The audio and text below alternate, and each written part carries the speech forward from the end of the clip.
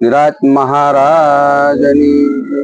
ખોડદાસ મહારાજની જય. તુલસીદાસ મહારાજની જય. ઘનશ્યામરામ મહારાજની, ભગુરામ મહારાજ, આવેલા હરિગુરુ સંતની.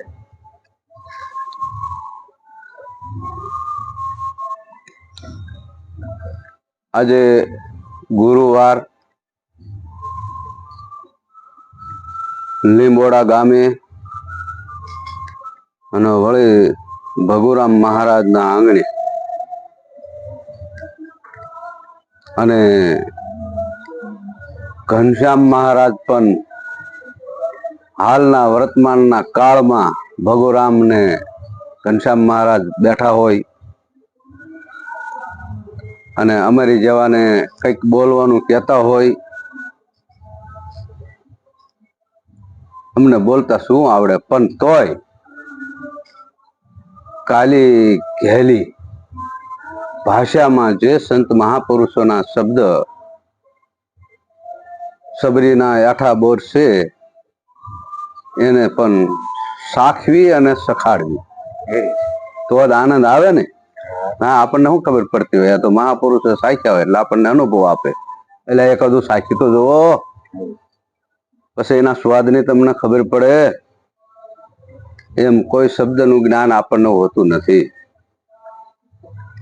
સદગુરુના શરણે જ આવે ને પછી શબ્દનું જ્ઞાન મળે. ત્યાં કઈ મળે એવું છે નહીં.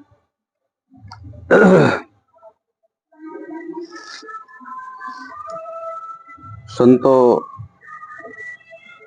ઘણું વારંવાર પોકારી પોકારીને કહેતા હોય છે, છતાંય આપણું લક્ષ્ય અહીંયા રહેતું નથી, મન પણ સ્થિર રહેતું નથી. એના માટે સંતો ઘણી બધી મથામણ કરવા માટે આપે છે. મને તો જાજુ કઈ બહુ બોલતા આવડશે નહીં, પણ કઈક તોય આધું ધૂધું બોલીશ. બરોબર ને. ગગન દીપક પ્રગટ્યો, થયું 14 લોક પ્રકાશ. દાસ તુલસી સત કહે, પદ પારખ્યું અવિનાશ. જેનો નાશ નથી એવા પદની સદગુરુ મહારાજ ઓળખાય પકડાવે છે. આ ગગનમાં દીપક હોય છે, પણ આપણને એ દીપકની ખબર હોતી નથી. પણ સદગુરુ મહારાજ એ દીપકનું જ્ઞાન આપે છે, ત્યારે એ દીપક પ્રગટ થાય છે. નામનું અંજવાળું સસરાસર શોભી રહ્યું. દાસ તુલસી સત કહે, બેઠો આંખ ધન ખોયું. હવે આંખ ધન ખોવાની વાત કરી છે, તો એવું કયું આંખ ધન હશે કે જેથી કરીને આવું સંતો મહાપુરુષોએ શબ્દની અંદર, પુસ્તકોની અંદર, શાસ્ત્રમાં જ્યાં હોય કહેવાનું કરીને મૂકી દીધું છે. તો સંત મહાપુરુષ જ્ઞાની સમજાવે કે ભાઈ, જે જ્ઞાન છે ને જ્ઞાન, એ ત્રીજું લોચન છે, એ તારું આંખ ધન છે. પણ આ કઈક સંતના શરણે પહોંચી જા તો એ વસ્તુ ખોવાશે નહીં, નકર ખોવાઈ જ જેલી છે. તો કે સંત મહાપુરુષો ઘણું એવું મથામણ કરતા હોય, ઘણા જગ્યાએ વાવેતર કરતા હોય, નામનું બીજ વાવતા હોય, છતાંય બધે ઉગે એવું પાછું નથી. ક્યાંક ક્યાંક ઉગે, બધે ઉગે તો કામ થઈ જાય જબરું મહાન.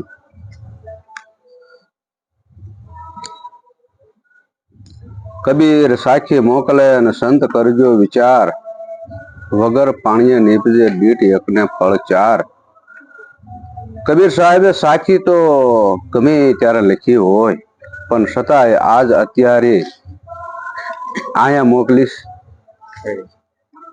અને હાલના વર્તમાન કાળમાં જ્યાં સંતો મહાપુરુષો બિરાજમાન છે ને, એમને બધાને કીધું છે કે વિચાર કરજો. હા, વગર પાણીએ નીપજે છે, દીઠ 1 છે અને ફળ 4 છે. એ દેહ ભલે વિલય થઈ ગયા, પણ કે છે અત્યારે હયાતમાં એ પાકું. એમ એક સંત મહાપુરુષે મને બહુ વાણી આવડતી નથી પણ શબ્દ તો એ બોલીશ હો અટપટા. હા, આગળના યુગ તો એવા હતા, સંત વિરલા જાણતા, અલખ ધણીને આરાધતા, ત્યાં ધણી મારો આવતા. આગળના કીધા છે પાછળના નહીં. આગળના યુગ તો એવા હતા, સંત વિરલા જાણતા, અલખ ધણીને આરાધતા, ત્યારે ધણી મારો આવતા. આમ તો આગળના એટલા હાલ્યા જાય એટલે આગળનું ગણાય ને, તો અત્યારે હોય જ તે. અલખ ધણીને આરાધતા, ધણી મારો ત્યારે આવતા હતા. હવે અત્યારે તો આપણે ફોનની સગવડતા ફૂલ, જ્યાં જાવ ત્યાં ગુરુ મહારાજ આપણને મળી જાય તરત દેહ સહિત. પણ અમારે ઘણો સમય થયો, અમને ઘનશ્યામ મહારાજે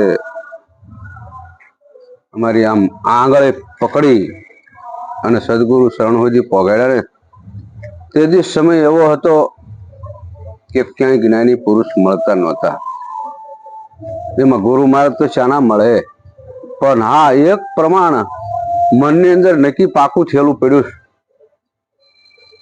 કે 15 મહિનાનું અંતર પડી જાય અને યાદ કરવી કે હમણાં કા ગુરુ મહારાજ આયા નથી, હવે કંઈક અટપટું થાય છે, ત્યારે 100% ગુરુ મહારાજ આવી રહેતા. વાહનની આટલી સગવડતા નથી, મોટરસાયકલ નહોતા, તો કેટલું બધું મહાન કહેવાય એમ. હવે એ વખતે ઘનશ્યામ મહારાજ પાસે મેં આવી દોડે 2 કિલોમીટર શેઠું અમારા ગાળો દોડે લીંબોડે વી આવી. હવે ઘનશ્યામ મહારાજ આનું શું છે, ઘણું બધું ટીપી માન થોડુંક સીધું કરતા. કેટલી મહેનત પડતા થાય ને, એ તો આપણને પાકો અનુભવ છે બધાને.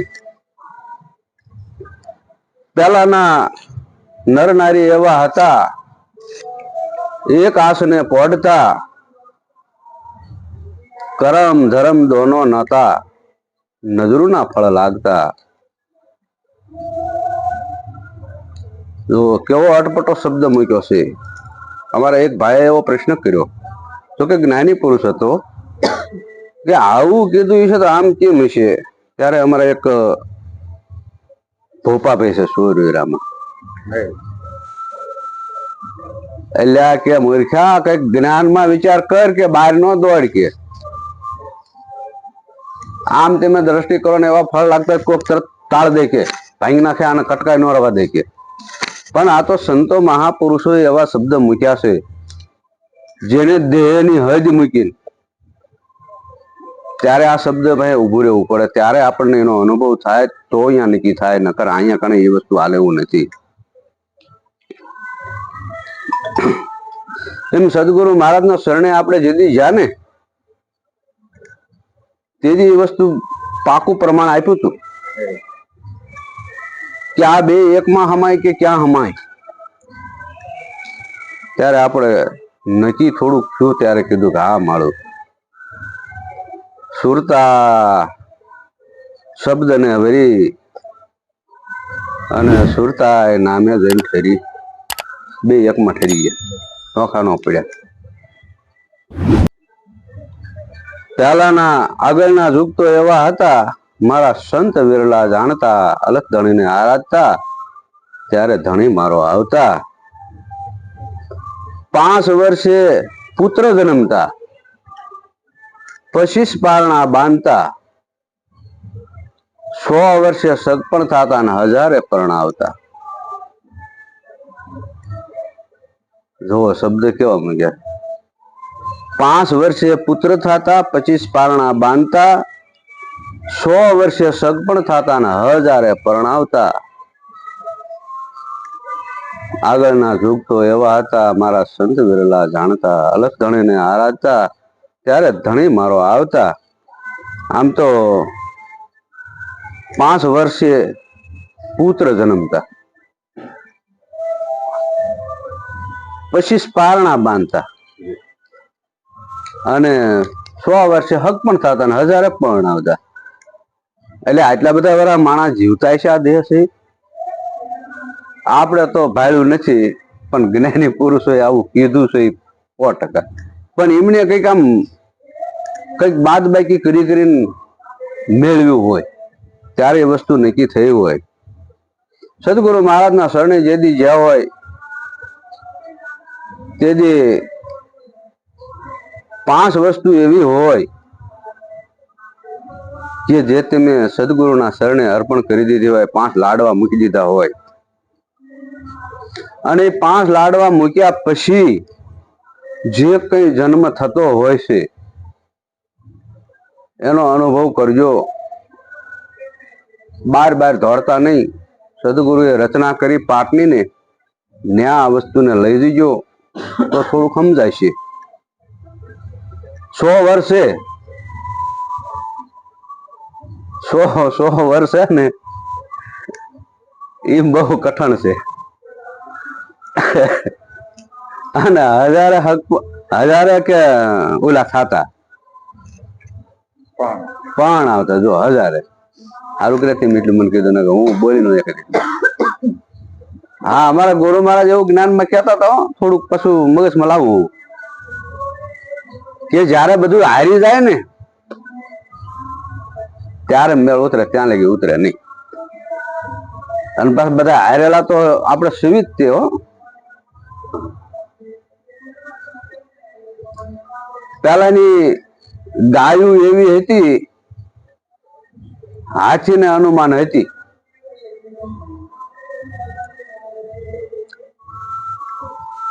અનાજના બીજ નહોતા, દૂધડા પીને જીવતા. એટલે ઘણું ગાતા બધા, પણ બધું અનુમાન હતું. જે સદગુરુ મહારાજે તમને બી બતાવ્યું ને પછી આંબો રોપ્યો ને એ નહોતું. એ આમનામ તોલા કરી અને જીવન વિતાઈ નાખ્યું. કઈ મેળ ઉતર્યો નહીં. કારણ કે કેમ? આપ ધાયા નો થાય. એટલે આપ ધાયા સદગુરુ શરણે થાય એટલે પોતે પોતાનું વખાણ થાય, પોતે પોતાનું ભજન કરતા થાય, એને આપ ધાયું કહેવાય. પોતે પોતાનો અનુભવ કરે. આગળના કળયુગ એવા હતા મારા સંત વિરલા જાણતા, અલગ ધણીને આરાધતા ત્યારે ધણી મારો આવતા. આગળની સતી નારી એવી હતી, પતિના વચનો પાળતી, પોતે રે પ્રિયા પરબે પહોંચાડી અમરાપુર માલતી. સંતો મહાપુરુષોએ શબ્દ મૂકેલા છે, આમાં આપણું કઈ છે નહીં, પણ એમને જે શબ્દ મૂક્યા છે એ શબ્દનું અનુગ્રહણ કર્યું છે કે આમાં આમ કેમ હશે. આગળની સતી નારી એવી હતી, પતિના વચન પાળતી, પોતે રે પ્રિયા પરબે પહોંચાડી અમરાપુર માલતી. જ્યારે તમારામાં સત્ય પ્રગટ થાય ને ત્યારે તમે પોતે આખું લાવ લશ્કર લઈને સદગુરુના શરણે પગાડી દો. સદગુરુ એ પરબ છે, પરબ સિવાય પાણી મળતું નથી. અને સદગુરુ શરણે વહી જાય ને પોતે રે પરિયા અને પછી અમરાપુરમાં માલે. આ કોઈને બાપા અમરાપુર જોયું છે? આ તો સંતો મહાપુરુષોએ લીધું, વૈકુંઠ સંતો મહાપુરુષોએ લીધું, પણ એનો અનુભવ આપણે કરવાનો. અમરાપુર જેને કહેવાય કે અહીંયા મરતું નથી, કઈ જન્મતું નથી, કઈ આવતું નથી, એ અમરાપુર કહેવાય. કોઈ આમ ઉપરથી પાસ આવીને આપણને કહેવાય એવો પ્રશ્ન નથી. આગળના યુગ તો એવા હતા મારા સંત વિરલા જાણતા, અલગ ધણીને આરાધતા ત્યારે ધણી મારો આવતા. એટલે અત્યારે તો ઘડીકમાં આવે, ફોન કરો ને તરત ભાગે. રાતના 12 વાગ્યા હોય તે આવે. બોલો કેટલી સગવડતા કરી. આગળના હીરા એવા હતા, પથરાને અનુમાન હતા. ચંદ્ર સૂરજ દોનો નતા, હીરાના પ્રકાશ હતા. હા બેટુ, આગળના હીરા એવા હતા, પથરાને અનુમાન હતા. ચંદ્ર સૂરજ દોનો નતા, તો હીરાના પ્રકાશ હતા. આગળના યુગ તો એવા હતા, મારા સંત વિરલા જાણતા. અલખ ધણીને આરાધતા, ત્યારે ધણી મારો આવતા. જોજો પાછા કોઈ આ મુંજાઈ નો જાતા, પાટે ધોડે ધોડીને જાગ્યો, બીજે ક્યાંય ન જાતા. એટલે કઈક અહીંયા પકડાય છે. હા, જયારે અહીંયા કણે તેમ કઈ અહીંયા થોડો ચંદ્ર સૂરજ કઈ હોય, એટલે આ બધું દઈ દો પછી શું હોય, કશું ના હોય. તો અનુભવ કરજો અહીંયા જે કહે રામચંદ્ર સુનો લખનજી. આગળના યુગ તો એવા હતા, ગુરુ પ્રતાપે ગાય દાદો મેકરણ, આમાં કોક સંત વિરલા જાણતા. આગળના યુગ તો એવા હતા, મારા સંત વિરલા જાણતા. અલખ ધણીને આરાધતા, ત્યારે ધણી મારો આવતા. બસ આટલું કહીને મારી વાણીને વિરામ આપી દો. બોલો સદગુરુ મહારાજ.